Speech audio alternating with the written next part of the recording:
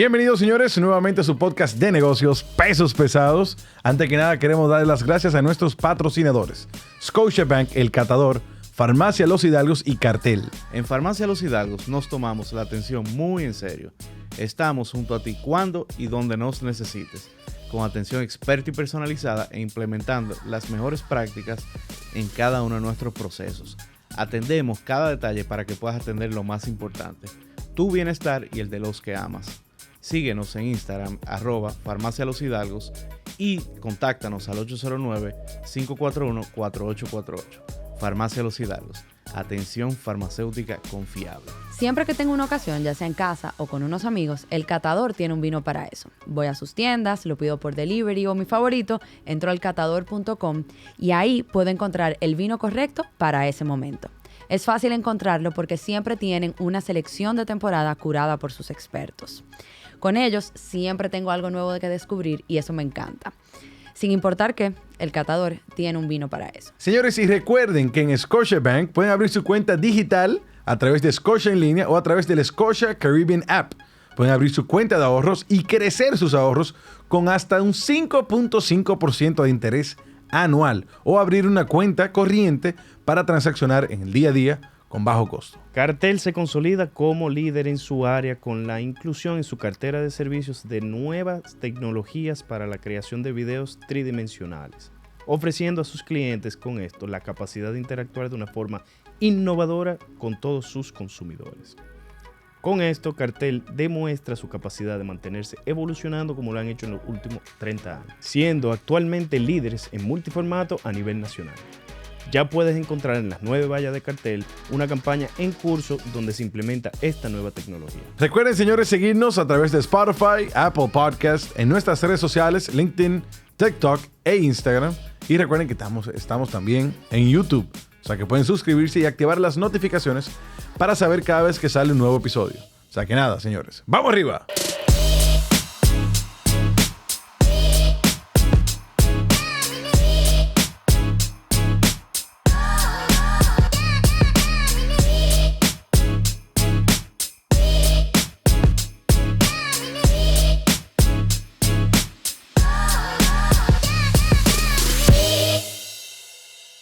Bienvenidos, señores, nuevamente a su podcast de negocios Pesos Pesados. Bueno, Pati, yo estoy contento, sigo contento. Sí, seguimos contentos en esta racha de la tercera temporada. Vamos a ver cuándo sale este episodio, pero hoy cumplimos 2 semanas número 1 en Spotify. No son más, son más. Se sienten como más. Hoy lo calculé. Se siente como más, pero tenemos 2 semanas número 1 en el ranking de podcast para la República Dominicana en Spotify. Señores, gracias por eso, de verdad. Nosotros jamás, en 1,000 millones de años, pensábamos que íbamos a tener esta acogida y esta bienvenida a este tipo de contenido en el país. O sea que más que estar contentos por nosotros, creo que estamos contentos, Gustavo, porque a la gente le interesa crecer, aprender, educarse y ¿por qué no? O sea, conocer las historias de toda esta gente que son las que nos ayudan a echar el país para adelante. Así es. Y hoy no hay diferencia en eso, Pati. Y trajimos una persona que pertenece a un grupo empresarial familiar. Uh-huh. Y la verdad que yo estoy muy ansioso de saber, porque conozco muchas de sus marcas, de las empresas que representan y me interesa saber de dónde salió todo esto, claro. cómo van manejando esta tercera generación y quizá la cuarta generación que viene por ahí. Eso iba a decir que me encantan las historias de tercera generación porque, como dijo, fue Carlos Iglesias, ¿verdad? Me rehuso a ser parte de esa nefasta estadística. Es que me gustó hasta el uso de la palabra. Y no, de verdad, creo que todo el que sea de tercera generación en empresas que siguen siendo ejemplo a seguir, nada, para que nosotros todos los tercera generación rompamos. No, y yo creo que en el día de hoy es bastante interesante porque aquellos que le gustan los vehículos, aquellos que le gustan los cosméticos, aquellos que le gustan el deporte, que se queden, porque les va a gustar. En este episodio me da miedo decir Licey campeón, pero siempre lo voy a decir. Estoy en casa ajena, aunque tengo backup aquí, pero bueno, te lo vamos a perdonar. Aquí estamos 2-1, ¿eh? Yo sé sí, estoy perdiendo. O sea que cuidado. Señores, con ustedes, el señor Eduardo Narri. Bienvenido. Bienvenido, Eduardo. Gracias. Aflojo el aplauso sin Javier y sin Ramón. Es que esta semana los colegios están en revisión de primer Q, yo creo. Entonces, estamos 2 men down. No, gracias por tenerme y entusiasmado de poder compartir lo que es mi historia y más importante, la historia de mis padres y de mis abuelos, que espero que lo disfruten, que aprendan un poquito de eso. Así que aquí todo se vale, cualquier pregunta, lo que quieran, no hay ningún problema. Buenísimo. Y me gusta que dice, o sea, el objetivo nuestro es eso, es llevar educación a aquellos que nos escuchan. Y muchas veces escuchando los retos, no solamente los éxitos, sino también cuáles son esos retos. Y yo me imagino, estoy 100% seguro, no he escuchado tu historia, de que a pesar de que ya había algo hecho, han habido un millón de retos en el camino para poder llegar a donde están hoy en día. Desde que inició esa vida profesional tuya, me imagino que todos los días aparece algo nuevo que hay que resolver, que hay que hacerle frente y eso es lo que, para eso que estamos aquí, para escuchar esa parte también. Y nada, yo quisiera que iniciemos un poquito hablando de la familia, antes de hablar de ti, de cómo comienza este grupo, cuáles fueron los primeros pasos profesionales del grupo, cuáles fueron esas primeras empresas. Sí, porque tú un portafolio igual de diverso que el de Juan Carlos Páez, que hablamos el otro día, porque aquí hay desde fertilizantes hasta muchos de los productos de cosmética que utilizamos, entonces, ¿cómo todo eso nace? Realmente es una historia que personalmente admiro mucho por la versatilidad que mi padre y su hermano José tuvieron. Somos una historia de inmigrantes, como muchas de las familias de aquí, de origen del Líbano. Llegó mi bisabuelo, fue el primero que llegó aquí. Mi abuelo nació en el 1907 aquí en Santiago. Mucha gente cree que Papía Narri fue mi abuelo, pero Papía Narri es mi tío abuelo. Lo que pasa es que Papía era una persona extraordinaria, muy social, y mi abuelo que le llevaba creo que 15 años, era mucho más reservado y en fin, la gente confunde a Papía como mi abuelo.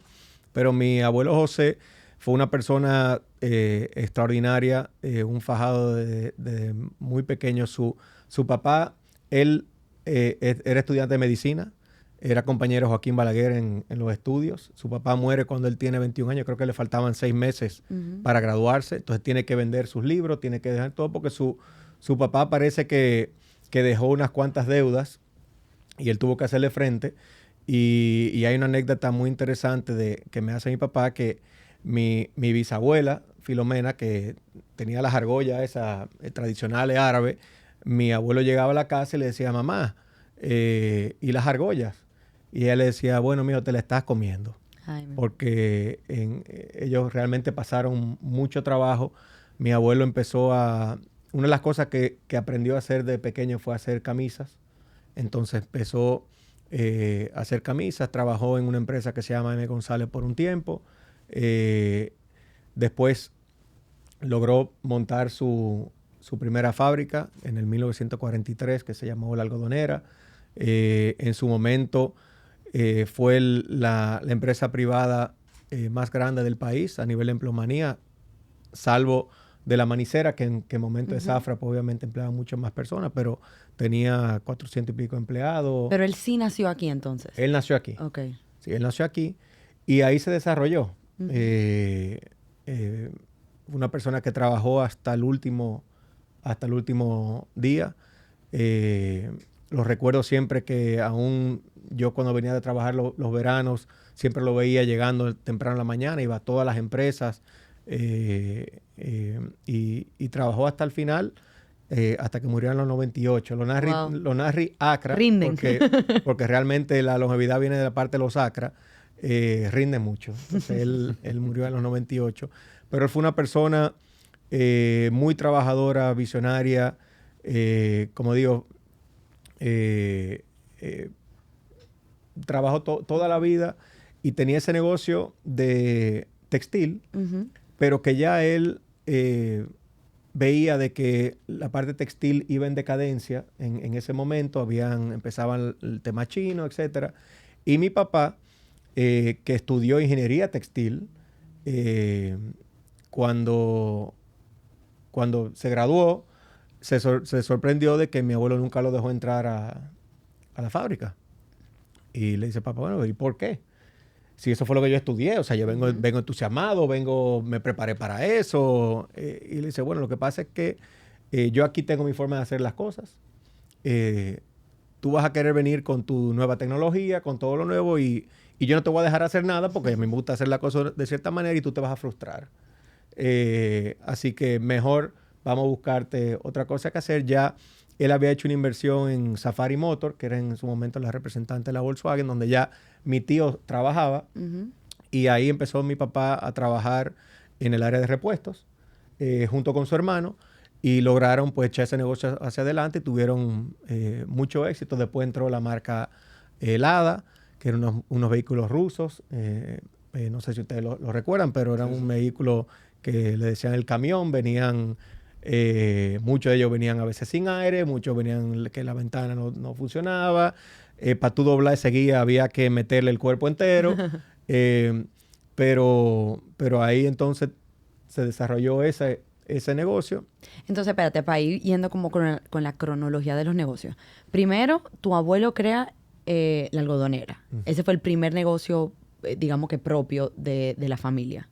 Y luego entonces pasa tu papá a crear Safari Motors. ¿O hubo algo en el medio? Safari, existía la representación de la Volkswagen, pero formaron una empresa nueva y la marca cayó dentro de Safari Motors. Ok, entonces fue la segunda. Fue la segunda. Okay. Ya de mano de tu papá. Junto con su hermano. Ya mi tío José es el mayor. Entonces mi tío José ya trabajaba ahí. Papi lo vino a acompañar en el área de repuestos y ahí hicieron un buen dúo. Que ya eso ahorita cuando entremos en el tema familiar es una dinámica familiar bien interesante y un poco sui generis de cómo ellos llevan las cosas. Pero mi abuelo siempre estuvo ahí para apoyo, obviamente. Y fue de nuevo una persona extraordinaria con mucha anécdota. Yo recuerdo que él siempre, nosotros íbamos a comer mucho a su casa y cada vez que íbamos nos daba dinero. Y nos daba mucho dinero para ese momento, 100 pesos, 200 pesos, 500 pesos. Y papi le decía, pero papá, ¿por qué no le da tanto dinero que vas a mal acostumbrar a los muchachos? Y mi abuelo le decía, Marcial, hoy vienen por dinero y mañana vendrán por la costumbre. Así que déjame yo tratarlo como yo quiera. Y así fue hasta el final. Nosotros comíamos ahí todos los miércoles. Incluso después que nos graduamos en la universidad y nada. Fue una persona visionaria con una ética de trabajo. Y al ser el mayor, él casó a todos sus hermanos y después se casó él. Él aseguró de que sus hermanos estuvieran casados, de que tuvieran trabajo. Y ya que todo estaba un poquito más establecido, pues entonces ya él decidió casarse y tener su familia. O sea que él se casó viejo, él se casó como con 40 años. En aquella época. En aquella época, pero gracias a Dios duró hasta los 98, entonces nosotros lo disfrutamos muchísimo. Buenísimo. Y luego entonces de Safari Motors, bueno, sigue creciendo, me imagino, Safari Motors. ¿Y cuál es hacia dónde se va entonces el grupo? ¿Cuál es el próximo emprendimiento o próxima adquisición? Miren, este es un país pequeño. Entonces, para tú tener tamaño y tener volumen, o tú tienes una empresa muy grande, de las cuales aquí son contadas, ¿verdad? Las empresas que son así muy grandes, o tú te vas diversificando en diferentes áreas. En el caso nuestro, nosotros como familia estábamos buscando Safari era un negocio bastante regional, o sea, aquí, Santiago, pero andábamos buscando negocios ya nacional y en eso apareció la oportunidad de comprar a Fertilizante Químico Dominicano, que fue la primera empresa de fertilizantes del país. Se fundó en el 65, creo, perdón, el 56, en San Pedro de Macorís. Y San Pedro principalmente porque ahí era donde estaban los principales ingenios azucareros. Y esa empresa se la compramos al trust de la familia San Miguel, de Marcelino San Miguel, que la estaban vendiendo. Y en eso era esa y otra empresa en el área turística, pero se decidió por Ferquido, del cual mi papá no tenía idea. Mi tío se quedó trabajando en Safari Motor y mi papá asumió la responsabilidad de Ferquido. no tenía Oye, idea. que a todo esto tu papá viene de estudiar tema de textil, a Ajá. no trabajar en textil, a trabajar en vehículos, ahora con En fertilizante. fertilizante. Ahora en fertilizante que no sabe nada, pero tuvimos la dicha de tener personas muy, muy leales a nosotros que sí conocían del sector, como Milka Romero e Isabel Abreu, que hasta el día de hoy es de las pocas mujeres que trabajan en el sector, una ingeniera agrónoma extraordinaria también. Y bueno, se fue desarrollando. Ferquillo estaba quebrada, porque Fersan, que es nuestro competidor, Ujú. sí se había desarrollado en ese periodo donde Ferquillo estaba en una especie de España boba cuando murió el fundador y eso. Y Fersan era el líder absoluto del mercado. Entonces le tocó a mi papá mucho tiempo en carretera, mucha visita con clientes, un negocio muy personal, Ujú. desarrollar esas relaciones y poder levantar la compañía. Claro, y en ese momento sus clientes me imagino que eran, porque estamos hablando de qué año más o menos. No, eso fue en el 85. Ah, ok, o sea que ya, y ahí que me imagino San Pedro, como tú dijiste, toda la parte de azúcar, pero ¿qué otras, Bueno, qué otras áreas? el azúcar pasó a un segundo plano porque con esos ingenios nacionales que quebraron todos, hoy día queda CAE, que es del Grupo Inicia, está el Central Romana Ujú. y está el consorcio Barahona, consorcio azucarero central, que es en Barahona. Pero aquí el mercado de fertilizantes, la mitad es arroz. Ujú. El azúcar tiene un peso muy importante. Aquí hay tomate industrial, hay cebolla, hay tabaco, hay todo tipo de vegetales y de frutas. O sea, realmente este país está bendecido a nivel de suelos y de microclimas y aquí se da de todo. Entonces, un negocio que obviamente el proveer fertilizantes da los nutrientes para que la productividad sea mayor. Y por eso, por ejemplo, aquí este país a nivel de arroz es autosuficiente. Ujú. Tenemos el mejor tabaco del mundo. Y bueno, productos que se exportan a nivel banano orgánico. Somos el principal exportador de banano orgánico a nivel mundial. Y así hay N cantidad de cultivos que aquí se producen con mucha calidad. Y ustedes vivieron, bueno, la evolución en la agricultura aquí dominicana. Y fueron adaptando, me imagino, que la empresa a esos nuevos mercados. No sé hace qué tanto tiempo había todas esas plantaciones que hay hoy en día, o que había ya en los 80, 90. Sí, siempre estuvieron, pero Ferquillo se diferenció con la tecnología. Teníamos nuestro laboratorio agrícola, Okay. introducimos los micronutrientes en el país que se le añaden a las diferentes formulaciones para balancear el pH del suelo y también ayudar con la productividad. Y ustedes producen aquí localmente también. Importamos la materia prima y aquí se mezcla y sí tenemos una planta de fertilizantes líquidos y fórmulas solubles que sí producimos aquí. Okay. Excelente. Estamos hablando, vamos por los 80. Ya en los 80, ¿tú más o menos qué edad tienes? En el 80, bueno, cuando se compra Ferquillo yo tengo 7 años. O sea, yo Ujú. estaba ajeno a, Claro. a toda la lucha que Tú estaba todavía pasando. ibas a casa del abuelo a buscar los 100, 200 pesos. Totalmente. No, pero si algo recuerdo, y eso sí, o sea, yo a mi papá al mediodía lo veía siempre. Cuando se compra Ferquillo ya dejé de verlo porque realmente era un ajetreo grande. Claro. O sea, no era probablemente como hoy en día, que probablemente hay una fuerza de venta que sale y hace Sí, la gestión. Él tenía que salir Sí. y llegar a donde los clientes. Era él, en ese entonces era con walkie-talkie que no se comunicaba, no había celulares, no había nada. Yo recuerdo el Telex en la empresa que... Otro Telex aquí. que yo cogía el confeti y con eso hacía muchísimo disparate. Pero sí, era... Ahí yo recuerdo que dejé de ver a papi almorzando con nosotros porque estaba en la calle. Claro. No, súper. Y ahí estoy yo tratando como de ubicar en los tiempos. Entonces tú igual tenía como 7 años. Y en ese... Tenía, 9 años. 9, bueno, en primera década de vida. Sí. Entonces ahí está tu tío entonces con Safari Motors, tu papá con Ferquillo. ¿Y la fábrica de textiles seguía? No, la fábrica de Ok. textil sí fue un emprendimiento. Normalmente nosotros hemos sabido adquirir empresas quebradas o en muy mal estado y levantarlas. Pero el caso de Textisa, que se llama Textiles Titán, es interesante porque en ese momento habían 2 empresas de sacos agroindustriales.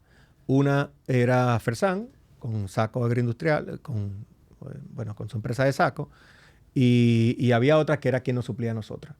Entonces, en una exportación, nos llamó el cliente, que era un cliente de Trinidad y Tobago, y le dice, Marcial, pero yo te pedí el envío ensacado y tú me lo has mandado a granel. Y dice, pues ¿cómo así que yo te lo mandé a granel? Y le mandaba la foto y todos los sacos se habían roto. Entonces papi fue a hablar con el dueño de esa fábrica y le dijo, oye, mira lo que me pasó. Y ese señor le dijo, mira, yo pudiera tener un daño moral contigo, pero yo no reconozco daño económico. Y papi me cuenta de que él ahí salió donde mi tío y le dije, mira, o ponemos una fábrica de sacos o cerremos Ferquido. Claro. Y así fue. Y ese emprendimiento lo estuvo a cargo mi tío José. Y bueno, hoy en día no solo suplimos a Ferquido, pero también al resto del mercado agrícola y a muchos otros sectores. Y interesantísimo eso, porque hay veces que nosotros nos encontramos con retos dentro de las empresas donde probablemente la solución es literalmente integrarse de manera vertical. Sí. Eso sí, he aprendido que en países como el nuestro, que en la universidad te dicen especialízate. A veces eso no funciona aquí.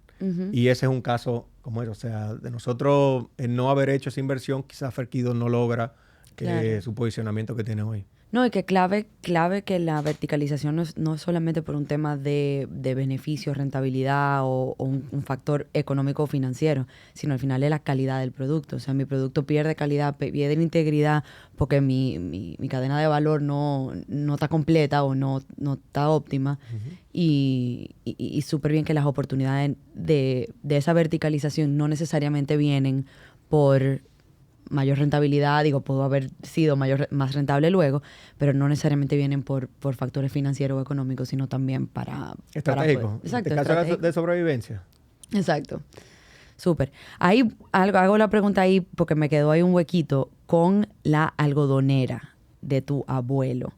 ¿Esa sigue, se mantiene o esa sí ya pasó? No, esa cuando mi tío y mi papá llegaron a la universidad, que nunca lo dejaron entrar en la compañía. Ah, verdad. Mi abuelo se mantuvo trabajando ahí. Obviamente ya las operaciones eran mínimas. Él fue, digamos, cerrando, entre comillas, la empresa. Pero él iba todos los días hasta el día que se murió. Y ahí interesante, porque probablemente él sabía algo que el resto no sabía. Y probablemente el hecho de él no dejar que ellos entren en la empresa fue lo que hizo que ellos salieran a buscar oportunidades fuera de la empresa y a diversificarse incluso. Sí. Y que a veces uno joven dice, oye, pero ¿por qué es que mi abuelo está haciendo esto? Pero yo puedo trabajar aquí, yo puedo trabajar allí. Y probablemente eso es lo que está empujando a que o la familia o el grupo realmente siga creciendo y no se concentre todo el mundo en un solo sitio. Sí. Claro. Como te digo, en ese sentido, mi abuelo fue muy visionario. Obviamente, en su momento, mi papá no lo entendía, mi tío tampoco, porque se habían preparado para eso. Pero yo creo que fue la decisión correcta, porque iba a haber un clash ahí de generación. De generación importante, tomando en cuenta también que mi abuelo era mucho mayor que ellos. O sea, mi abuelo ya cuando ellos se graduaron tenía 60 años. Ya. Sí. Ahí te va a pasar. Entonces, ya, bueno, tenemos Ferquido. Luego de Ferquido, que ya arranca, tenemos ya el tema de los textiles, ya para los sacos. ¿Qué viene luego de eso? Y sí, señores, hay más. Bueno, esta parte sí es interesante y un poco jocosa porque Ferquido está buscando una línea veterinaria. Porque obviamente servía ese mercado. Y identifica al laboratorio Pfizer, que tenía una línea veterinaria muy amplia, como una línea que le interesaba. Pero Pfizer la representaba Máximo Gómez P. Máximo Gómez P. La fundó un señor que se llama Máximo Gómez Pina. En su momento tenía de las mejores marcas de aquí, de farmacéutica y de consumo masivo. O sea, era un laboratorio. O lo que era un laboratorio de importación, pero hacía también, o sea, fabricaba bajo licencia productos como Cheeseburger Pons, los Q-tips, los hisopos, la vaselina, los desodorantes Menem. Okay. O sea, tenía las mejores líneas de consumo masivo y farmacéuticas, dentro de lo cual estaba Pfizer, estaba Schering-Plough, estaba Allergan. Claro. Pero también la empresa había caído en una situación muy difícil y logra convencer a la dueña de vender la línea Pfizer, pero la parte veterinaria. Entonces, papi va a Puerto Rico, que en ese momento Pfizer estaba en Puerto Rico, y le dice, mira, nosotros somos de Ferquido, nos interesa la línea veterinaria. Y el gerente de ese momento le dice que si no compra la parte de salud humana, pues entonces no le iba a vender la parte veterinaria. Y papi le dice, pero ¿cómo ustedes van a dejar pasar poder desarrollar el negocio veterinario? Nosotros no tenemos experiencia en la área de salud humana. Somos una empresa de fertilizante, del claro. sector agrícola. Ujú. Y el tipo se voltea y le dice, mira, señor, ¿usted ve ese mapa que está ahí? Sí. República Dominicana no existe para Pfizer en ese mapa.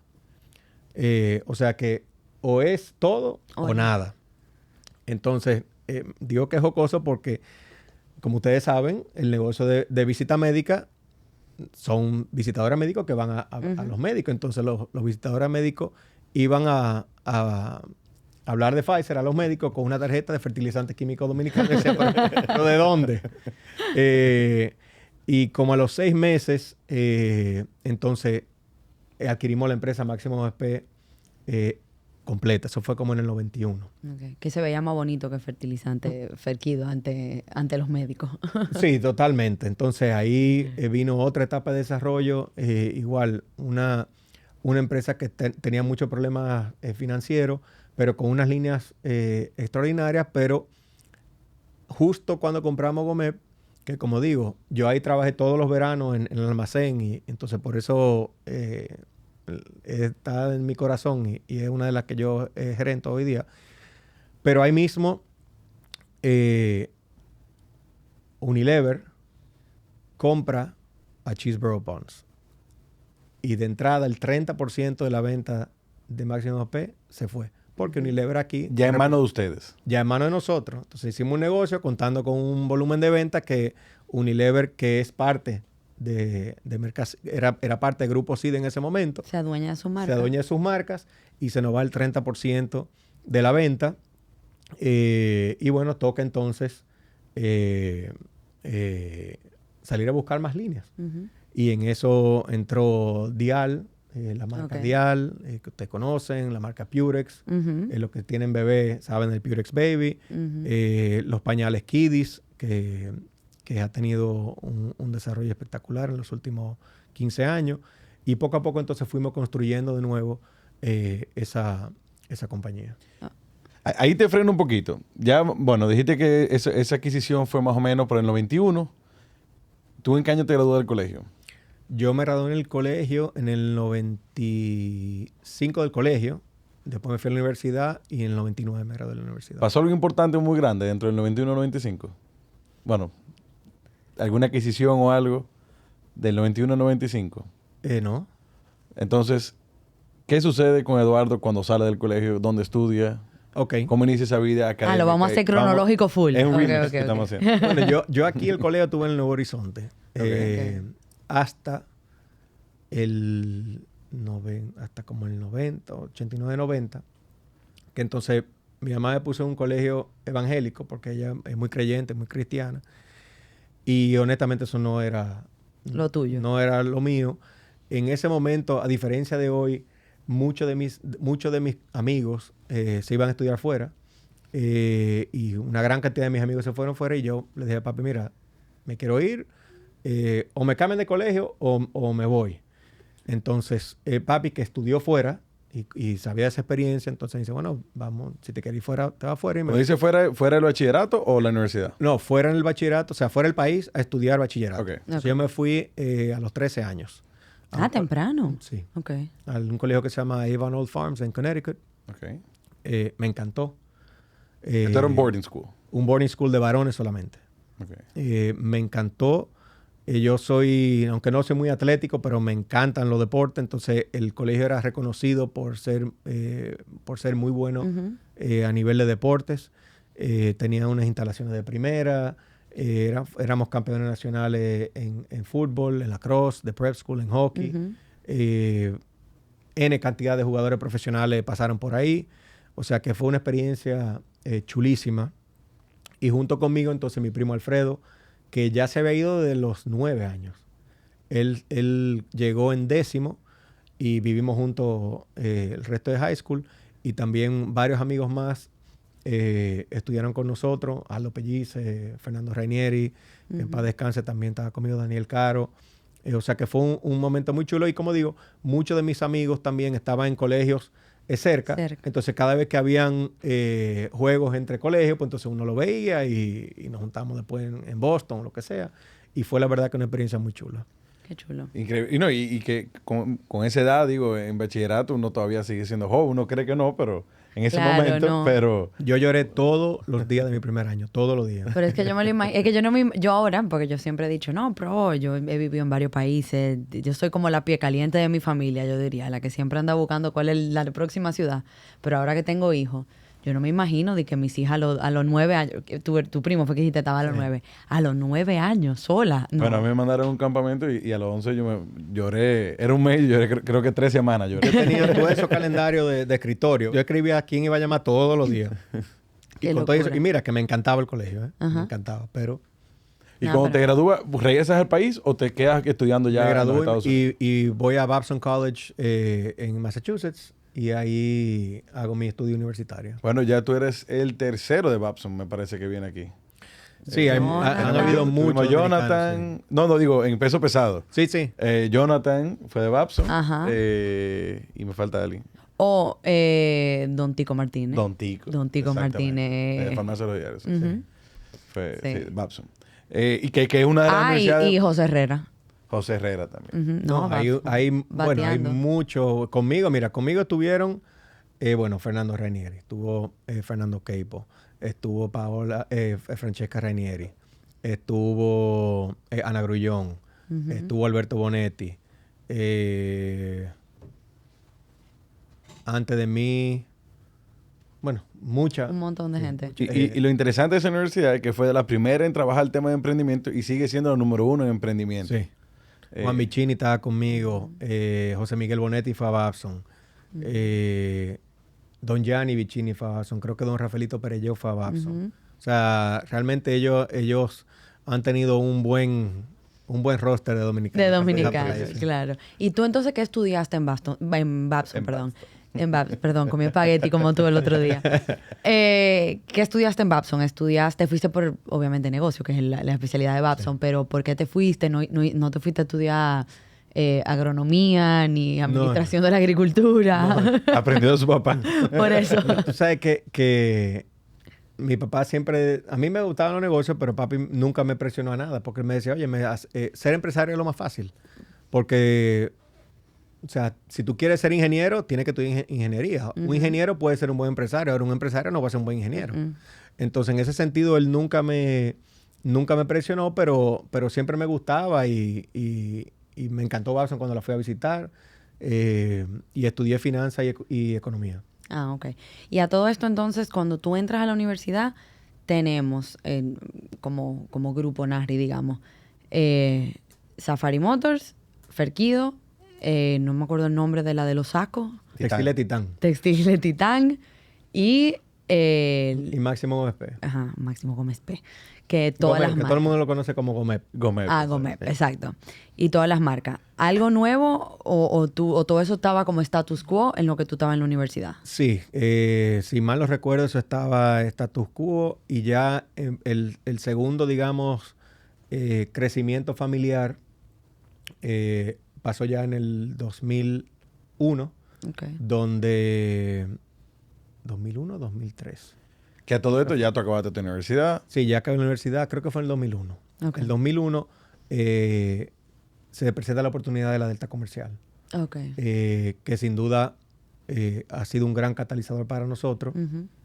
Y es un negocio que al haber salido de Volkswagen, lo cual mi primo Alfredo y yo lo lamentamos hasta el día de hoy, nos reintroduce a los dos al negocio de los vehículos que nos encanta. Ujú. Y es un negocio que fue trascendental para nosotros y que mi tío ha gerenteado de una forma magistral, ahora con la ayuda de mi primo Alfredo y de mi prima Charlene.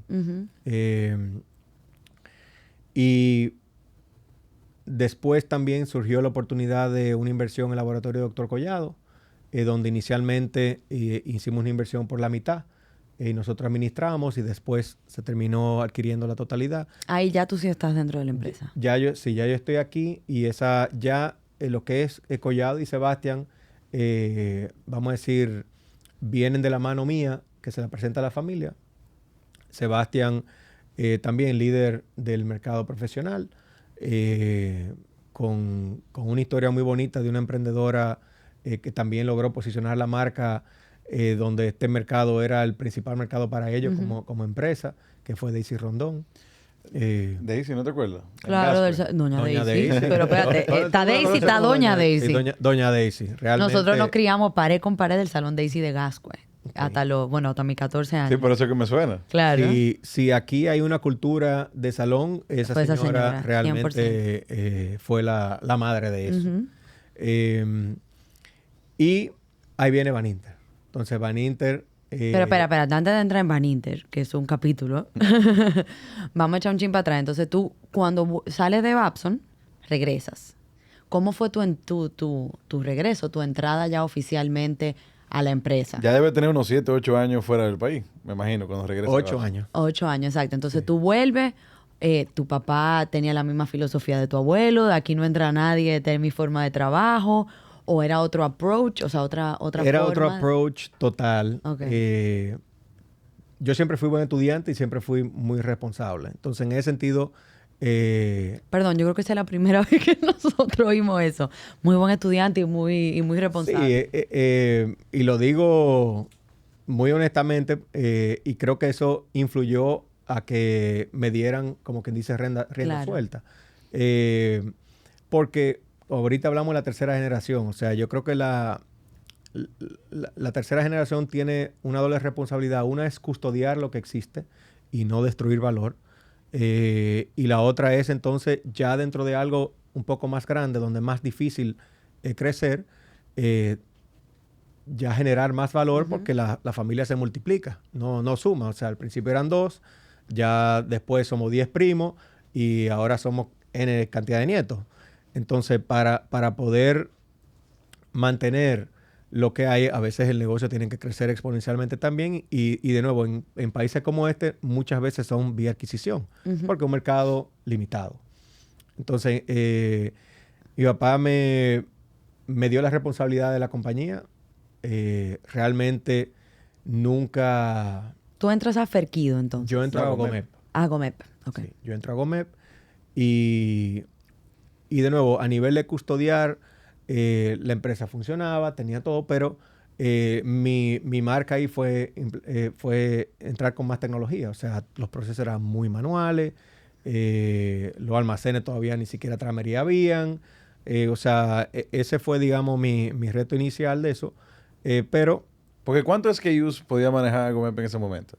Bueno. ¿O cuántos productos, digamos, diferentes? Más de 8,000, porque hay maquillaje. Claro. Maquillaje son 3,000, 4,000 SKU. Y chiquitico. Entonces, ese ha sido, digamos, mi aporte a la familia es custodiar eso que encontré, ponerle un poco de tecnología y más controles, y obviamente contar con gente que gracias a Dios ha sido muy, muy leal a nosotros y muy comprometida con nosotros. Okay. Entonces, Sebastián fue en el 2001 también, creo. Entonces, tú entras a Gomep y tu primer bebé, entonces, Sebastián. Bueno, Sebastián fue una empresa aparte. Entré a Gomep y la idea era así, era crecer la venta principalmente. Y recuerdo que dentro de las conversaciones con mi abuelo, que yo iba a comer todos los días, yo siempre le llevaba, mira, me vendimos tanto. Y él me decía, ok, pero ¿cuánto cobraste? Y yo le digo, bueno, compramos tanto. Y me dice, oye, nadie quiebra cobrando, son de las anécdotas de mi abuelo. Nadie quiebra cobrando, pero mucha gente ha quebrado vendiendo. O sea, que asegúrate de lo que tú vendas, cobrarlo. Y ya esa visita, y por curiosidad, porque me gustó mucho la frase que tú dijiste ahorita, ¿Ya era por dinero o por costumbre ya? Él se caía con sus pesitos. Eso él nunca. Pero Hay abuelos que tienen eso, que tienen un agarre en el puño. Así. pero que es interesante porque mi abuelo fue muy austero. O sea, muy austero. Sin embargo, nosotros no vivimos esa parte de él. Y mis padres, y mi papá y mi tío nunca fueron así con nosotros. Entonces era chocante cuando oíamos la historia de eso. Pero había que cambiar el carro obligado. Los zapatos que usaba eran unos Florsheim que te había comprado hace 20 años. O sea, la correa ya tenía los botones, los tenía por aquí. Pero eran unos momentos muy, muy chulos porque uno aprendía mucho. Claro. Y se mantuvo siempre hasta el final con su mente muy bien. Gracias a Dios. Sí. Entonces Estamos en Gomep. Gomep tiene dos divisiones, farmacia y consumo. Entraron en línea, tratamos muchísimas cosas, así como ha ido bien. Yo no sé si ustedes llegaron a conocer lo que es Bomba. Bomba era una especie de energizante que salió al momento de Ciclón. Ciclón aquí fue un boom total. Y entonces nosotros en las diferentes ferias encontramos este producto que era literalmente de forma de una granada. Y yo me entusiasmé con eso y traje contenedores que yo no te puedo decir. Y todo eso me lo tuve que beber yo solo. Porque mira, explotó la bomba. ¿y porque no gustó en el mercado un tema de perfil de sabor o simplemente Ciclón? Ciclón era muy fuerte. Este era un producto de vidrio. Nada, de esas cosas que uno ve el producto, se enamora del producto, se entusiasma y ¿qué va? Y tú dijiste ahí que ese producto, por ejemplo, lo conocieron en una feria. Yo iba a Sí. eso mismo. O sea, ustedes de manera periódica visitaban Anualmente ferias. visitábamos ferias. Hoy en día está todo mucho más consolidado. Antes tú ibas a las ferias y tú veías muchos productos de empresas que después entonces le iba bien, la adquiría una multinacional, entonces o te quitaban la línea o lo que sea. Por ejemplo, Unilever terminó comprando a Alberto Culver, que Alberto Culver nosotros lo fabricábamos aquí, el BO5, 3M, eso lo adquirió Unilever y bueno, ya hoy en día Unilever es quien lo vende y nosotros entonces ha sido, el negocio con Epe muy bonito porque ha sido una constante dinámica de desarrollar líneas, algunas bien, algunas mal, nos salimos de las líneas, entran otras, entonces es un buen aprendizaje. Y en ese momento, obviamente, no había el desarrollo del comercio que había hoy. O sea, el negocio principal de Gomep era en la Avenida Duarte. Después, con el multicentro, pues cambió todo. Y ya entonces, CCN con los Jumbo, el Bravo, los hipermercados Olé. Entonces, es un negocio muy diferente al que hay. Pero Gomep siempre fue venta al por mayor. ¿O en algún momento tuvo algún tipo de retail? Siempre fue venta al por Al mayor. por mayor. Sí. Siempre nunca. importador. Y ahí entonces, estas ferias, volviendo a la pregunta de Gustavo, porque creo que muchas de las personas que nos escuchan entienden que, y yo creo que sí, que es muy viable, o sea, que la importación de una marca reconocida o de una marca con potencial es una buena idea de emprender. ¿Cómo son estas ferias? ¿Cómo funcionan? ¿Dónde son? ¿Son por invitación? ¿Ustedes como ya empresa de importación establecida ya tienen como un pase libre o puede ir el que quiera? Realmente puede el que quiera. Habían dos grandes. Una es Anuga, que es una empresa inmensa en Colonia, en Alemania. Ahí hay de todo, pero muy enfocado en comida. Y una que había en Chicago, que se llamaba el FMI, también mucha de comida, pero sí había de todo. Y entonces íbamos a ambas. Okay. Entonces, uno iba y puede ir cualquiera. Y de ahí han salido muchísimas líneas que hoy en día están aquí. Yo recuerdo haber visto Vitamin Water cuando inició, o sea, que eran dos gatos, que estaban literalmente ellos dos en un mueblecito, que después fue adquirida por Coca-Cola. O sea, había muchas cosas que tú... Era que estaba 50 Cent, ¿no? Como... Sí, Vitamin Water y Sí. de Jennifer Aniston Y también. David Ortiz también tiene un sabor de él también. Ah, buenísimo. Sí. Entonces sí, uno iba y buscaba las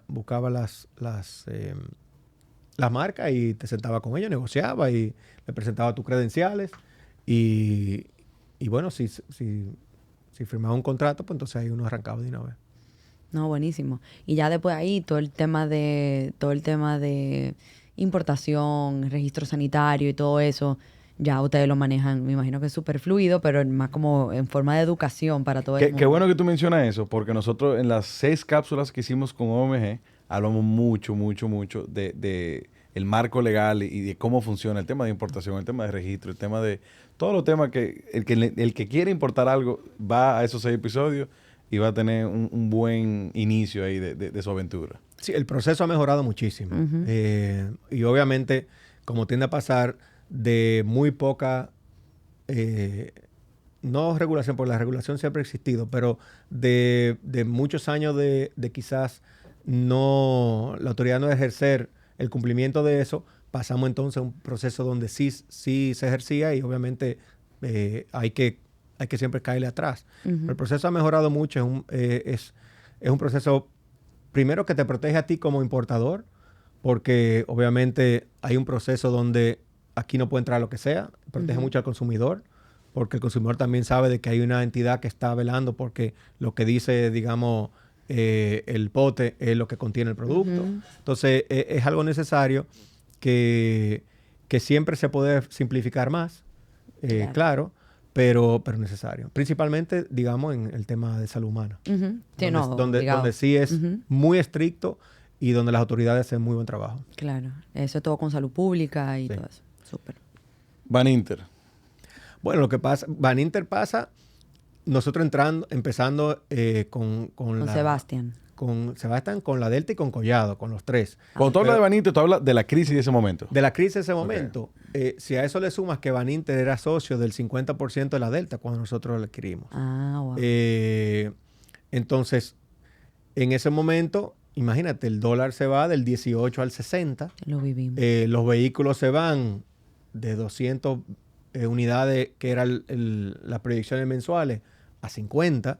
Y donde el patrimonio de familiar se había reducido, empleado a esa compra, porque fue una adquisición muy grande. Ya. Y recuerdo que mi tío llamaba a mi papá y le decía, Marcial, oye, a mí de noche me sudan los pies. Y le decía, bueno, está bien, o sea, a mí también, eso pasa, no, que me sudan los pies con el aire prendido. Entonces, era un momento donde se pasó un momento... Yo que no se ríe ahora, pero... No, yo me estoy riendo porque a mí también me sudan los pies. Donde, de nuevo, el capital de la familia se había empleado en esa adquisición y fueron momentos bien complicados. Gracias a Dios había una marca muy fuerte. Y lo principal es que la deuda que tenía la empresa estaba en pesos. Y si eso hubiera sido al revés, pues hoy yo no estuviera aquí. Claro. Muy probable nosotros no estuviéramos aquí hablando de la familia Narri. Y ahí interesantísimo, ahí por ejemplo, con el tema de la Delta. Yo que vengo del vehículo, del sector automotriz, ha sido un concesionario espectacular. O sea, el manejo a nivel de servicio, a nivel de producto y a nivel gerencial, yo que lo he visto ahí más o menos de lejos, pero entiendo bien el lenguaje. No sé, hay como una cultura organizacional ahí que me llama bastante la atención y que yo estoy muy seguro de que es parte del éxito de esa empresa. Bueno, mi tío tenía la experiencia de ya venir del negocio de los vehículos y él es muy de los detalles. Ahí no se gasta nada que no sea estrictamente para mejorar la experiencia del cliente. Obviamente es una marca espectacular. Claro. Pero con todo y eso, o sea, el precio por hora del taller es el más barato del mercado. O sea, hay realmente una vocación de servicio ahí que lo ha asumido la organización entera gracias a su liderazgo y el liderazgo de mis primos. O sea que realmente es algo que a veces, creo que lo hablamos un poquito al principio, a los empresarios en este país no se le da el reconocimiento de arriesgarse y de ver un negocio, arriesgar su capital, arriesgar su tiempo, donde la cosa puede salir bien como puede salir mal.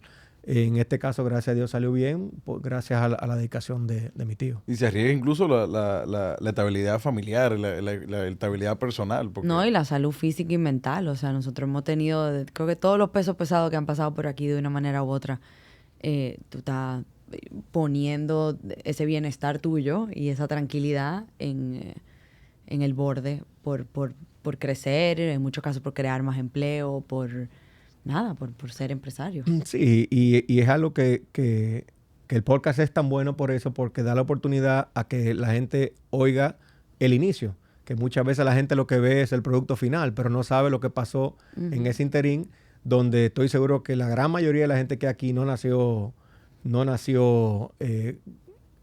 ganándose la lotería, sino que realmente fueron emprendimientos que duraron muchos años con mucho sacrificio. Claro. Y todavía hayan nacido o no, y lo digo porque han habido unos comentarios por ahí, todavía hayan nacido, eso no quita que hayan habido retos. Fíjate cómo, ya ustedes tienen un patrimonio cuando viene la crisis del 2003, 2004. Ya ustedes tienen un patrimonio, pero ese patrimonio se vio en riesgo de no seguir existiendo. Y esos son los retos que los empresarios viven y atraviesan el día a día. Independientemente del tamaño de su patrimonio, hay momentos donde una gran parte, y cuidado si la totalidad se ve en riesgo. Así es. No, y que te voy a decir algo, y en esos mismos comentarios que tú mencionabas, la responsabilidad y el estrés también, o sea, el que mucho ha construido, mucho tiene que perder. Y eso es algo que carga emocional y físicamente, y que a veces, como tú dices, una persona ve el producto final y dice, bueno, pero ese es un tercera generación, un segunda generación, el papá ya lo había resuelto, lo que fuese. Pero la responsabilidad, como tú decías, de crear valor para N cantidad de nietos, N cantidad de hijos, y tú saber que en una crisis como la de Baninter, por ejemplo, gracias a Dios esa deuda estaba en pesos y no en dólares, pero esa responsabilidad no solamente te afecta a ti y a tu familia directa, sino a todo un legado. Y eso tiene un mérito increíble, porque el conocimiento de negocio que hay que tener para salir de este tipo de hoyos probablemente es muchísimo más complejo que el que pueda tener uno cuando uno está empezando también. Entonces, para poner eso en perspectiva, o sea, los riesgos, cuando uno tiene mucho ya creado, el ticket o tiene mucho que perder, por ende, incluso las estrategias de negocio tienen que ser a veces hasta más complejas. Entonces, nada, por eso nos gusta escuchar todas las historias, desde las personas que están emprendiendo ahora, las que están manteniendo legados y los que están manejando cosas ya establecidas, incluso también los que están manejando cosas que no son de ellos. O sea, nosotros tenemos personas que son altísimos ejecutivos en empresas con dueños familiares o con dueños socios, y también es una responsabilidad porque estás manejando el dinero del otro. Entonces, nada, quería dejar como ese mensaje porque, nada, de todo tipo de negocios se aprende un montón. ¿Qué sucede entonces luego de esta crisis? Donde evidentemente salieron de la crisis, porque seguimos aquí. ¿Qué sucede entonces posterior a esta crisis? ¿Cómo se terminó manejando y luego qué viene? Bueno, creo que la crisis digamos, cuando hubo cambio de gobierno, las cosas volvieron a su nivel. Y eso obviamente ayudó bastante a las finanzas de creo que todas las empresas. Yo recuerdo que a nivel técnico, aquí estaba todo el mundo quebrado, porque tú realizabas esa pérdida cambiaria y no había quien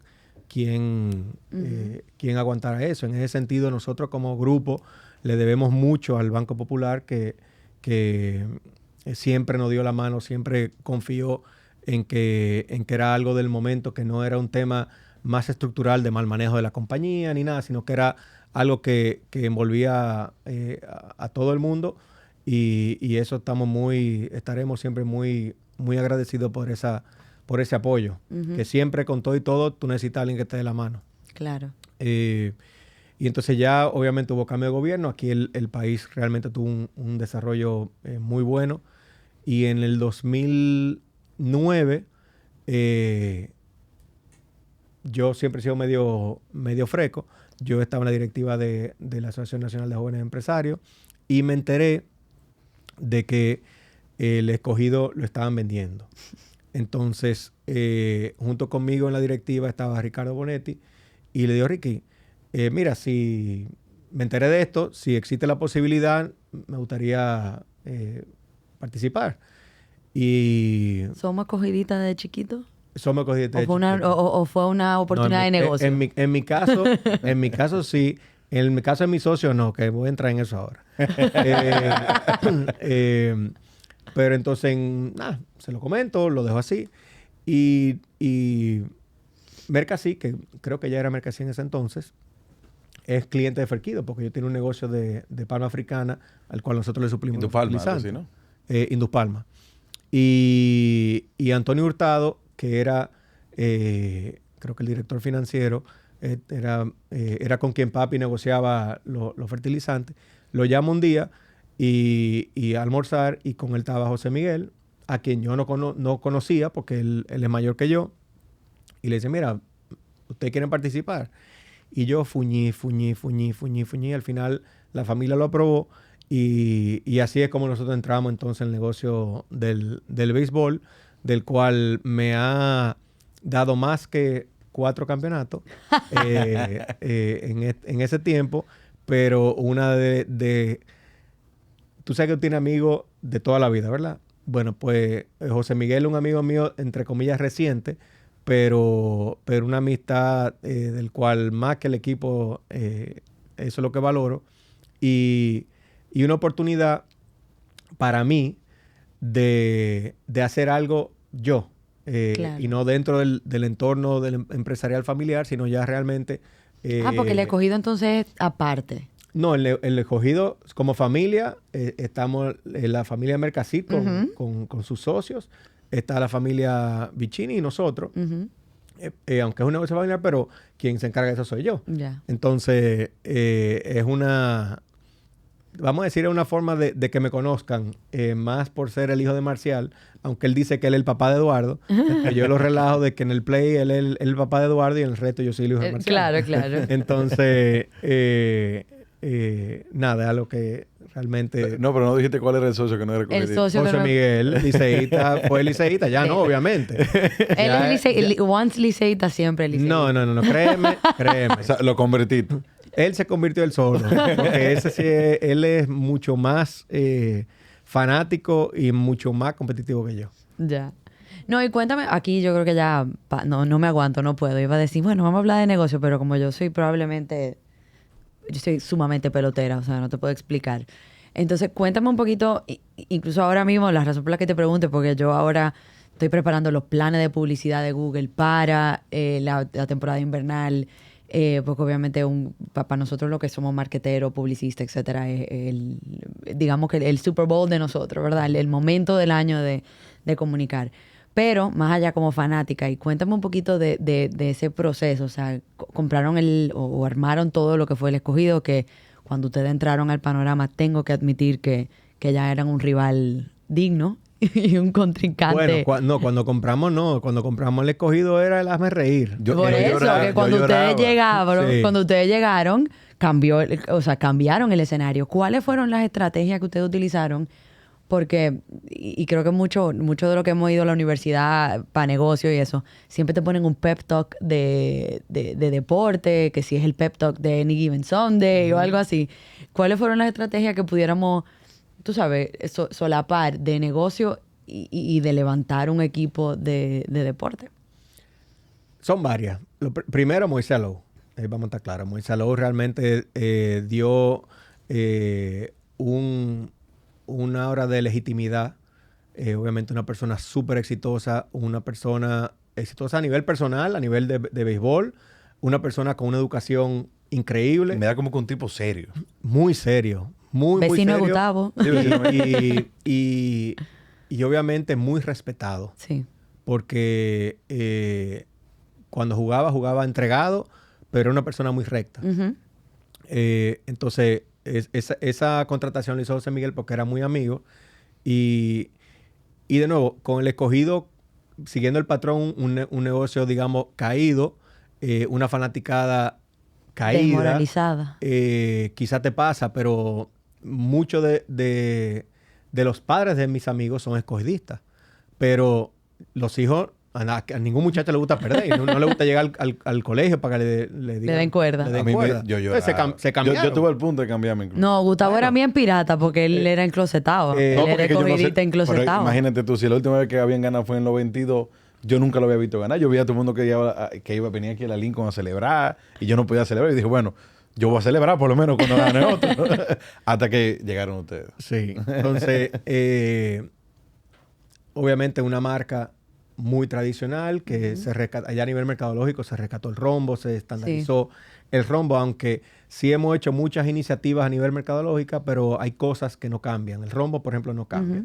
El uniforme lo hemos cambiado 1000 veces, o sea, que eso gusta y no gusta, pero al fin de cuentas son iniciativas, ¿verdad? Claro. Y una forma de diferenciarse. O sea, que viéndolo a nivel de negocio, contrataron a un... Si lo ponemos como si fuera una empresa, o sea, es una empresa, pero Moisés Alou siendo buena contratación de liderazgo y de cara de la empresa. Fue fundamental. Y recuerdo que gran parte de lo que se decía del escogido, porque aunque yo era escogidista, pues yo viví 8 años fuera. Era la falta de disciplina. Sí. Entonces ya con Moisés eso se acabó. Recuerdo que llegó un Grandes Ligas en Chore a una práctica y lo mandó para su casa y el tipo una revierte y más nunca volvió. Bueno, pues cuídate. Y así fueron pasando cosas donde ya de tener precariedades económicas, el dinero nos faltaba. Con eso no quiero decir que se gana con dinero, porque la verdad que los Yankees gastan más que todo el mundo y no siempre ganan. Pero se creó esa cultura de que nosotros sí podemos y podemos competir con tú a tú. Y si por casualidad lo que falta es dinero, pues entonces el dinero también no será problema. Y bueno, ese primer año fue increíble. Una final contra los Gigantes que tenía un equipazo que se fue a 9 juegos. Después, el año después, ganar a las Águilas Ibaeñas, un equipo el más tradicional y digamos con... Yo digo, las Águilas son como que el equipo senior para mí. O sea, un equipo... Me voy a ofender. Es que es un equipo de mucha tradición. Obviamente su legado es ibaeño. O sea, tiene un pueblo entero alrededor del equipo. Y cuando aquí se juega el Licey y Águila, que mucha gente dice que se llena el play, la mitad son aguiluchos. Eso no son liceístas. No, claro. Para que quede claro. Me encanta el timing de este episodio. Sí, claro, la semana antes. Entonces, ganarle a las Águilas en un igual 9º juego, donde ellos empatan con un jonrón en el 8º. Si tú ves los replays del juego, sale José Miguel con la mano así, o sea, porque estamos pichando a Fernando Ronnie con 2 outs en el 9º, con 2 trae el tipo, y el tipo de un jonrón creo que de 3 carreras. Y después, justo después, le toca a Andy Dirks batear, que recuerdo como hoy que David Ortiz, que estaba en ese juego, lo llama y le da swing al primer picheo. ¿Qué? Swing al primer picheo. Efectivamente, le dio swing al primer picheo y ahí se acabó el juego. Y obviamente hemos gozado. Hasta Rufo, señores, es un upgrade. Bueno, esas son de las cosas. Recuerdo la cheerleader. No, te voy a decir algo. Yo fui bailarina de hip hop y ustedes tienen a Núcleo Extremo trabajando, o tenían, por lo menos al inicio, ahora no estoy segura. Al inicio teníamos, recuérdate que al inicio traímos unas cheerleaders venezolanas. ¿Verdad? Las que importadas. Fueron súper criticadas en su momento, sí. que cómo es posible, que sé yo, que al final las muchachas se ganaron el corazón de todo el mundo porque, a diferencia de otros equipos, nosotros we keep it classy. Claro. Y la verdad que fue un impacto también mercadológico. Teníamos una valla aquí con una muchacha. Una muchacha con un body paint que fue un escándalo. O sea, una serie de cosas que no hemos dado el lujo de experimentar mucho a nivel mercadológico. Y bueno, ganar siempre ayuda. ¿Qué tan diferente es administrar, por ejemplo, Gómez versus un equipo de pelota? Que es algo temporal, es algo que se activa, aunque obviamente durante todo el año de trabajo se activa realmente unos 4 meses más o menos. ¿Qué tan diferente es esa administración y el manejo? Un personal que tú no lo tienes el año entero. ¿Qué tan diferente es? Bueno, por alguna razón, muchos de los clichés empresariales vienen del área del deporte, porque el deporte es una motivación constante. O sea, tú siempre tienes que estar motivando al jugador, por más bueno que sea, entra en slump y hay que levantarlo. ¿Y ustedes se involucran en esa parte? ¿Ustedes nos involucramos porque, bueno, perdón, volviendo hacia atrás, yo creo que también el hecho de nosotros involucrarnos tanto y que nos vean siempre y que estamos siempre en el dogado y eso, también le da confianza a todo el mundo de que aquí hay un doliente. Ujú. Pero fuimos el primer equipo en contratar una psicóloga deportiva. Tiene mucha similitud a nivel de recursos humanos. Después hay muchas variables que son muy, muy diferentes. Tiene jugadores, imagínate, tiene jugadores que pueden venir, jugadores que ganan $100 millones, Ujú. que están ahí porque le apasiona, que muchas veces no necesitan motivación, pero como quiera hay que darla. O sea, es una dinámica bien interesante. Antes de pasar al próximo tema, ¿ganamos este año? Vamos a ganar este año. ya tenemos, está a punto de olvidarnos lo que es ganar, pero este año hay que ganar sí o sí. Tocan los números ya. No, pero chulísimo. Luego entonces de esta aventura en el 2009, ¿cómo entonces sigue evolucionando el grupo y cómo sigue evolucionando tú? Bueno, a nivel personal, yo sigo tratando de desarrollarme en el negocio de los deportes. Se crea una liga de baloncesto que también iniciamos con mucho entusiasmo. Y en eso la Federación de Baloncesto me pide, y a mi grupo, al grupo del Escogido, que nos hagamos cargo de la selección nacional de baloncesto. Ah, mira, me estoy enterando de eso. ¿No? Y igual, yo con mi frescura, estoy sentado con José Miguel y me dice, bueno, ¿y a quién vamos a contratar de coach? Y yo le digo, John Calipari. Y me dice, pero John Calipari, Eduardo, es el coach mejor pagado de college basketball de Estados Unidos. Uh-huh. O sea, está loco. Y dice, bueno, sí, pero su asistente es dominicano. Entonces, si yo le puedo llegar al asistente, yo lo consigo. Efectivamente. Llamo a Orlando, a quien de nuevo no conozco. Le digo, mira, tú no me conoces. Yo soy de Lonarri, aquí está mi referencia. Nosotros estamos en esto. Y el equipo tiene 3 jugadores NBA y creo que tenemos buen chance para llegar a la Olimpiada. ¿Tú crees que a John le interese participar? Y dice, bueno, llámate a esta persona, habla con él y después ustedes a ver qué pasa. Y me da el nombre de una persona que se llama William Wesley, que si ustedes googlean World Wide West, te va a salir quién es él. Entonces, lo llamo, le hago el mismo cuento y me dice ¿usted me puede venir a visitar? Y yo, sí, vamos. Yo vivo en Detroit, en febrero. Ouch. Y le digo, José Miguel, ¿aquí para Detroit? Cogimos para Detroit en febrero. Un frío del caray. Y nos sentamos con él, le dijimos el plan. Y entonces logramos a que John Calipari sea el coach del equipo. Igual una selección que no había clasificado mundial desde el 78. Una situación que los jugadores no querían jugar. Así mismo como Moisés fue para el Escogido, Calipari fuera para la selección. Porque tú eres una persona que nada más entra y ya es respeto automático. Claro. Aparte de que, o sea, él en 2 minutos sabe si tú juegas o no. Y tuvimos mucho éxito. Quedamos en tercero en el preolímpico en Mar del Plata. Lamentablemente no clasificamos en ese entonces. Fuimos a un repechaje donde yo hubiera apostado la fortuna de mi familia que íbamos a ganar esa semifinal para el otro pase. Lamentablemente la perdimos de Nigeria. Un juego que yo hasta el día de hoy no he vuelto a ver más nunca. Lo voy a buscar. Pero se sentaron las bases para una continuidad de éxito del equipo y hemos clasificado 2 mundiales después de no haber clasificado en 20 años, una cosa así. O sea, que ustedes siguen manteniendo... No, ya después del Mundial de China, yo salí.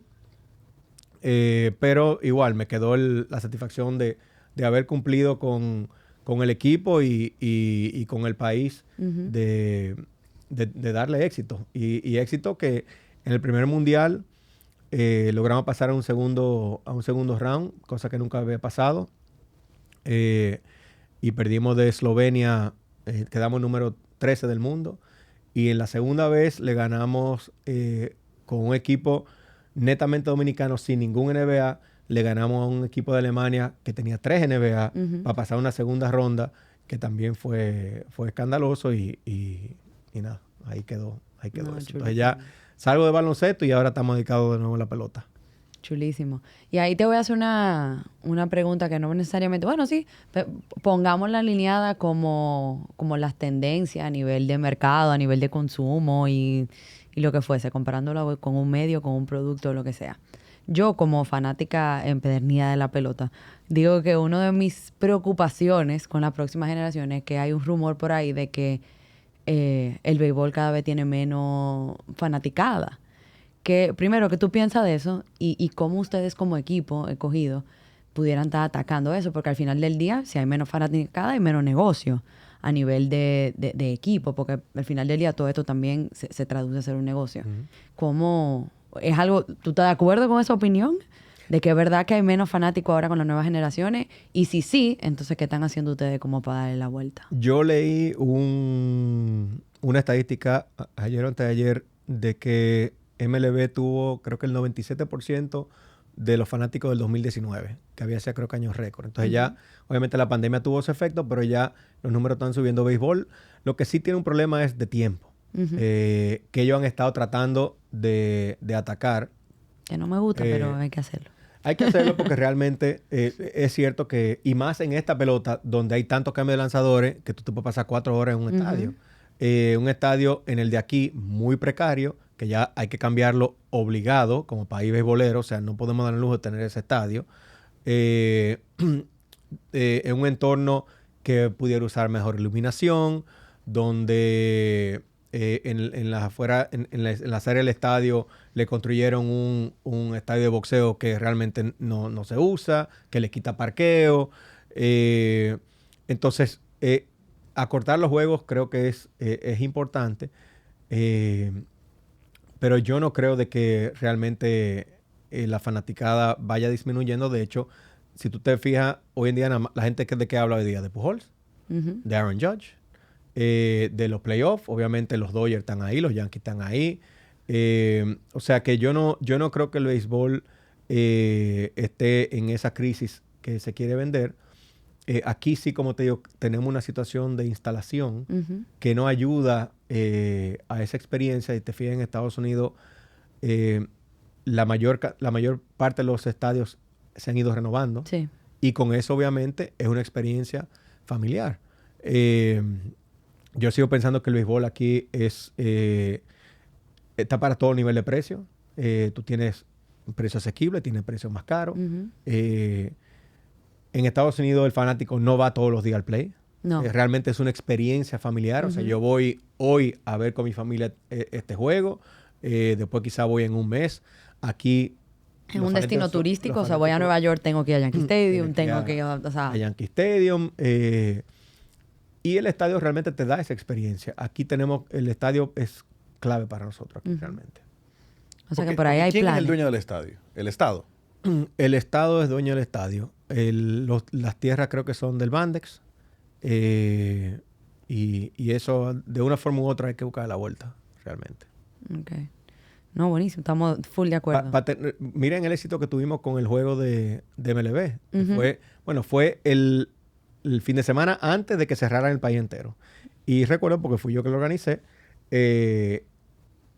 MLB quería el día 7, fue marzo 7. Yo quería el 14 porque era fin de semana de pago. Gracias a Dios. Gracias a Dios. Fue el 7. Tú veas que hay que tener suerte. Porque el 14, MLB... Bueno, creo que antes el MLB suspendió todos los juegos de pretemporada y creo que el día 20 de marzo se cerró el país. Correcto. Y el juego fue un lleno total. Se vendió todo en menos de una hora. No, pero incluso con el Mundial de Béisbol, yo me acuerdo cuando el penúltimo, que hubo varios juegos en Miami... O sea, repleto. Santo Domingo entero se montó un avión que pudiera, que no pudiera, o sea, sí. y fuimos para allá y no lo tenemos aquí porque no tenemos el estadio. Eso es así. O sea, el juego de Spring Training de MLB lo pudimos hacer primero porque era de día y porque MLB tenía el interés de que quise hacer un juego porque ellos exigen un mínimo de fanáticos, exigen una serie de cosas que realmente aquí no tenemos. Ya, no, buenísimo. Y eso sería algo, ya pensando también en, yo tirando aquí, yo que vivo en Freca también, ustedes que han tomado todos estos proyectos en en necesidad de revamping, ¿verdad? Como lo fue Gomep, como fue Ferquido, como es el Escogido. ¿Algún plan con el estadio? Mira, ¿O todavía no hay nada definitivamente potenciable? tiene que ser un esfuerzo en conjunto. Ujú. El sector privado tiene que involucrarse por los montos que implica eso. El Estado también, porque el Estado es parte de la solución. Aquí se ha... estoy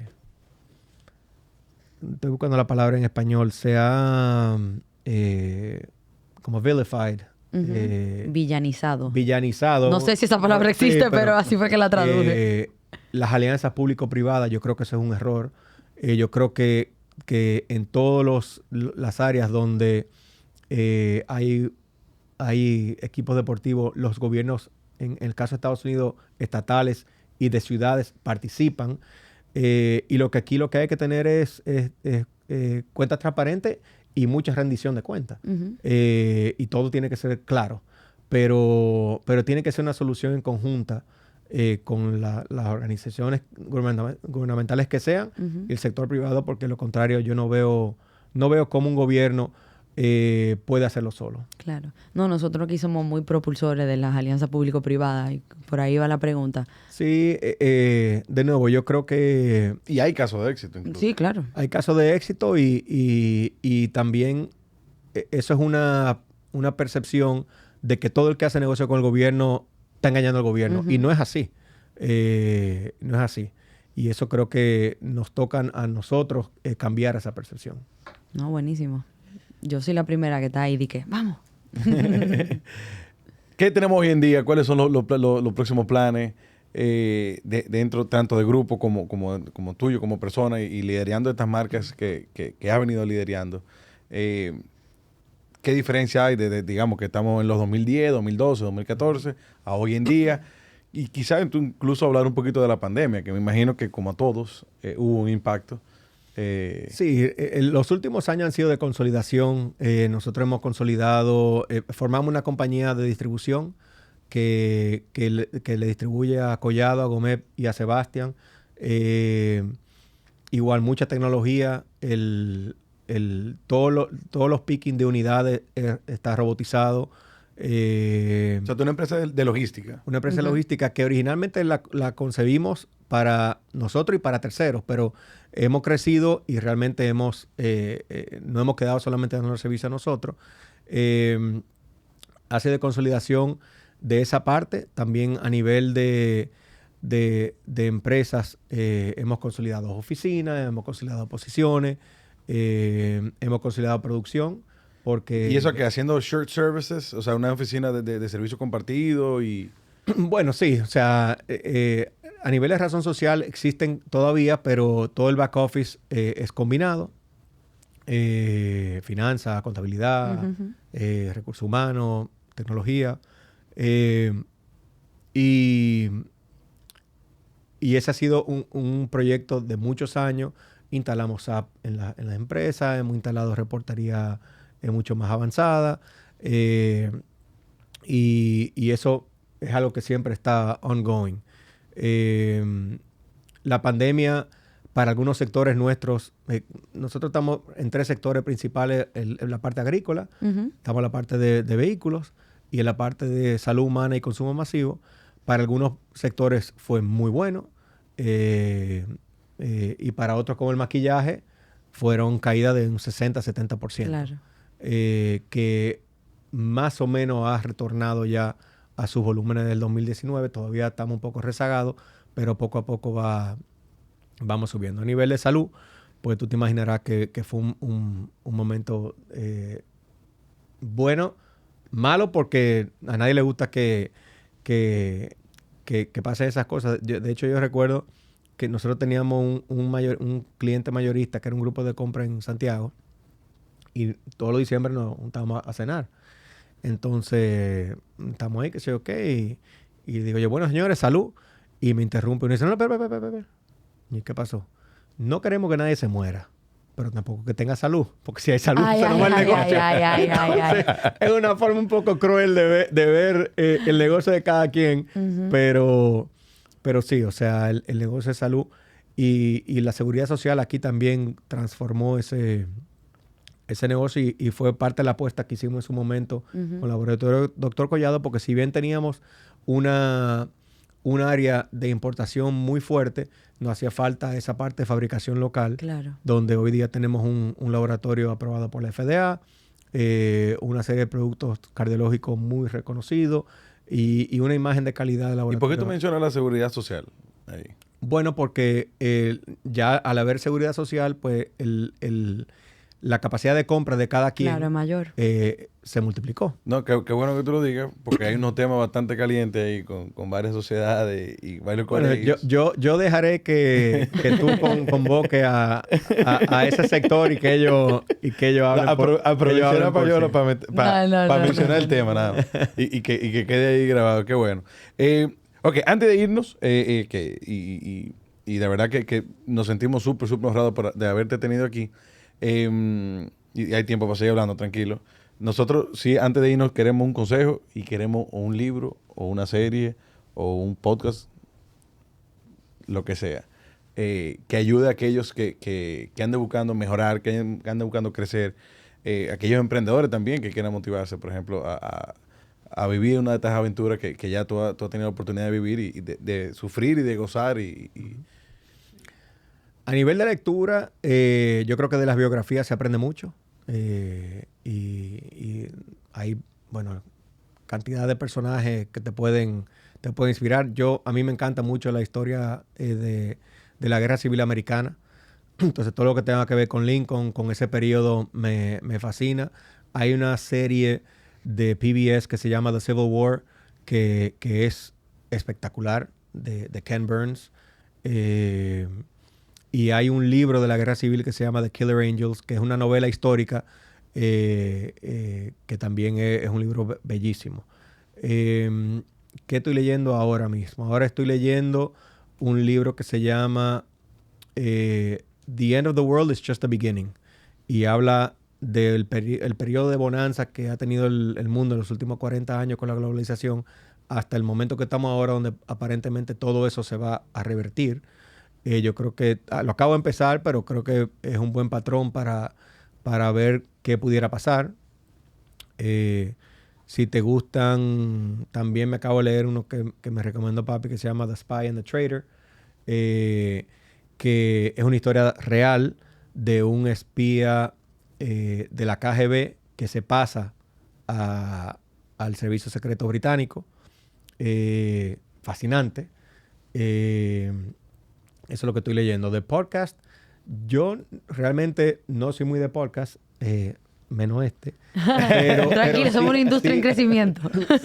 Sí he leído, sí he escuchado a Tim Ferriss y lo empecé a escuchar porque dentro de la gente que conoció en el baloncesto, hay un señor que se llama, ay Dios mío, George Raveling, y que estuvo en el programa. George Raveling fue un coach de baloncesto, pero que tiene la fortuna histórica de ser uno de los guardaespaldas de Martin Luther King cuando él da su famoso discurso. Y cuando él termina el discurso, George Raveling le dice, Dr. King, me lo regala. Y él tiene el discurso original de Martin Luther King. De I Have a Dream. De I Have a Dream. Que creo que ya lo donó algún museo. Al Museo Smithsonian. Pero tiene una historia de vida espectacular. Fue el primer coach negro de la Universidad de Washington. Y algo interesante es que en el 94, cuando el Dream Team de Barcelona, obviamente tú tienes a este equipo, y llamaron a George Raveling, que fue quien firmó a Jordan con Nike. O sea que también, porque él era un ejecutivo de Nike. Y lo buscaron para que con un grupo de colegiales se fogueara con el Dream Team y jugaran. Y él le dijo, yo lo hago, yo voy a jugar un juego, pero con una condición, y es que no juegue Michael Jordan. Y le ganaron. Entonces este equipo de muchachos, eso no se dice, no se sabe. Y con este grupo de colegiales le ganaron al Dream Team. Y obviamente eso lo usó el Dream Team como un boost, motivador, como claro. motivación. Y en Barcelona todo el mundo sabe lo que pasa. Sí. O sea, le pasaron el rol a todo el mundo. El rola. Pero empecé a oír a Tim Ferriss y he oído unos cuantos, pero no soy muy de podcast. Chulísimo. Y ahí me llama la atención de que porque he escuchado varios programas con empresarios de los Estados Unidos y de Europa que le encanta leer temas de guerra, por ejemplo. Sí. Es pura hechos estrategia, históricos claro. y biografía, por ejemplo, la de Winston Churchill, la menciona un montón de empresarios también como algo interesante. Sí. Y recientemente vi un podcast donde estaba nuestro presidente, el presidente Abinader, que decía que lo que a él más le gusta leer son temas de biografía, son libros de biografía. De eso se aprende mucho y la verdad que la historia ha tenido unos personajes, como dicen, larger than life, más grandes que la misma historia, o sea, gente extraordinaria. Claro. Y sí, eso... Buenísimo. La última adquisición nuestra, que ya es un emprendimiento personal, tuvimos la dicha también de ser invitados a formar parte de la compra de auto británica, que representa la marca Land Rover. Y igual, mismo caso, una empresa que tenía 2 años que no importaba un carro, mucha precariedad financiera y tenemos el reto de que hicimos una inversión en el peor momento para la industria automotriz, donde en medio de pandemia... Nadie salía de su casa. No solo que nadie salía de su casa. No, que no hay carro. No hay carro. Claro, no hay por el shortage. Ajá. Entonces, obviamente, todas las proyecciones que hicimos contando con que el despacho de los vehículos iba a normalizarse, no se ha dado. Y estamos muy esperanzados de que ya se normalice la situación. Entonces ahí mi socio Alejandro Rodríguez y yo, que fue quien nos invitó a participar, hemos estado fajados organizando un poco la casa, trabajando mucho en el taller y esperanzados de que ya los vehículos empiecen a llegar. Ahora, una marca interesantísima, con un legado espectacular. Bueno, y más ahora con la reina, que la reina manejó su Land Rover, la reina Isabel, hasta el último día. Realmente es una marca que en el caso de la Range Rover, ellos se comparan con Rolls Royce, Sí. con Maserati, con Bentley, porque ellos dicen en el sector de SUV Premium no hay. O sea, estamos nosotros y está el Mercedes S. No hay competencia. Y obviamente son vehículos que son muy chulos de manejar. Increíblemente cómodo. Muy cómodos, mucha tecnología. Y a nivel de todoterreno, la Defender... Una locura. Perísima. Una locura. Pero lo que necesitamos ya es que nos lleguen los... Que lleguen los vehículos. Que lleguen los vehículos. Que nos lleguen los vehículos. Pero ha sido un proceso muy interesante. Y de nuevo, un reto personal porque ya es un emprendimiento individual, no a nivel familiar, como grupo.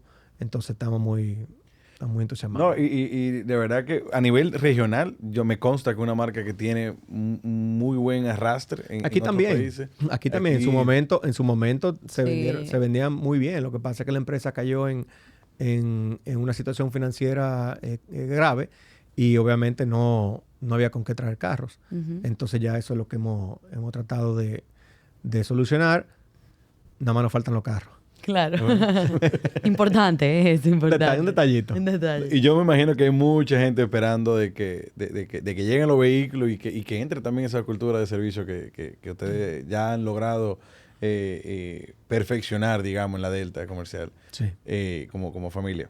Y nada, la verdad es que para nosotros para mí ha sido un momento súper agradable, aprendiendo un montón. Le damos las gracias a todos aquellos que aún siguen con nosotros. Recuerden seguirnos a través de las redes sociales en @PesosPesadosRD, darnos follow en Spotify y Apple Podcast.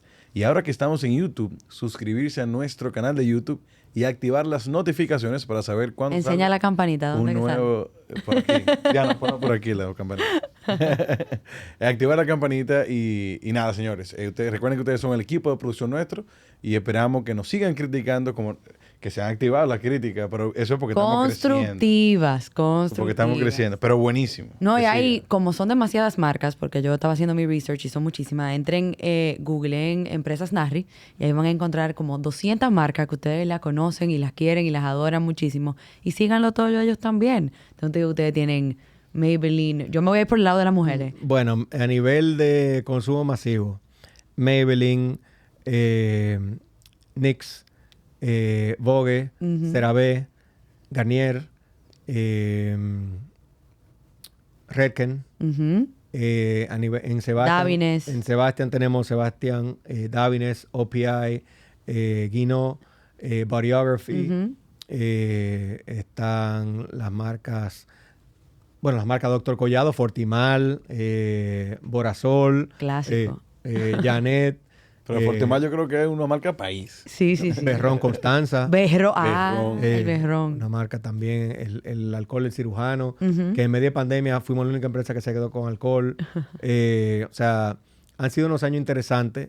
No- Sigan todas esas cuentas, señores. Para Todas eso fue que tienen- la todas puse. tienen Principalmente cuenta. la del escogido. La del escogido es la que más pasión levanta. Realmente. Y yo no sé, ¿se puede decir quiénes son tus próximos ¿Invitados? o no? No. No. Nah, Pero entonces- depende. Si es muy interesante. ¿Qué tú No, que yo necesito que tú grabes la audiencia para compararla con cuando venga uno de los que viene.